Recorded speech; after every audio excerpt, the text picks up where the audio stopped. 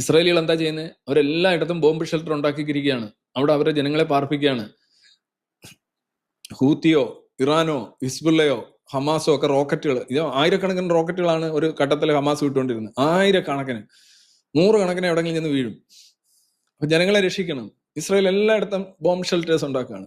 ഒരു വീട് പുതുതായിട്ട് തുടങ്ങണമെങ്കിൽ ഷെൽട്ടർ വേണം. ഇങ്ങനെ ഒരു ധാരണ ഇവിടെ ഇങ്ങനെ തിരിച്ചു വരാൻ കാര്യമുണ്ട്. ഇവന്മാർ ഭയങ്കര ഇതാണ്. നമുക്ക് ബോംബ് ഷെൽട്ടറുകൾ കുറെ ഒരുക്കിയിരുന്നെങ്കിൽ ഹമാസിനെ പോരാളികളെന്നോ എന്ത് വേണേലും വിളിക്കാം. കാര്യം വെച്ചാൽ ആ ജനതയെ ആർക്ക് വേണ്ടിയാണ് പോരാടുന്നത്? ആ ജനതയ്ക്ക് വേണ്ടിയാണ് അല്ലെ?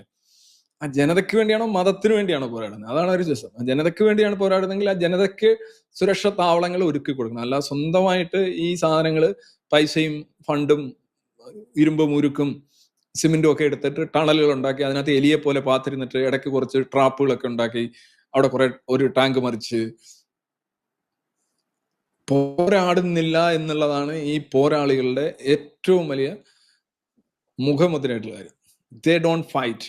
അവർ ചെയ്യുന്ന എല്ലാം ഈ അൽ ഖ്വയ്ദ, അൽ ജസീറ, അൽ കൊലത്ത്, അതേപോലെ തന്നെ ഈ തെരുവുകളിൽ നടക്കുന്ന സംഗതി ഉമ്മത്ത് പൊളിറ്റിക്സ് മാത്രമാണ്. അത് UN തൊട്ട് തെരുവ് വരെ നടത്തുന്നുണ്ട്.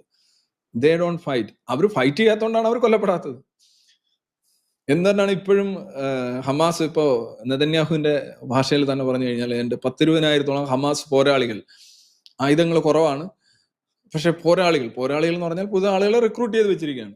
അവർ ശമ്പളം കൊടുക്കുന്ന ഒരു കാര്യമാണ്, പൈസ കൊടുക്കുന്ന ഒരു കാര്യമാണ്. ഈ വെസ്റ്റ് ബാങ്കിൽ ഇതേ കണക്കുണ്ട്. ഈ എന്താ പറയുക, കൊല്ലുന്നതിനാണ് പണം.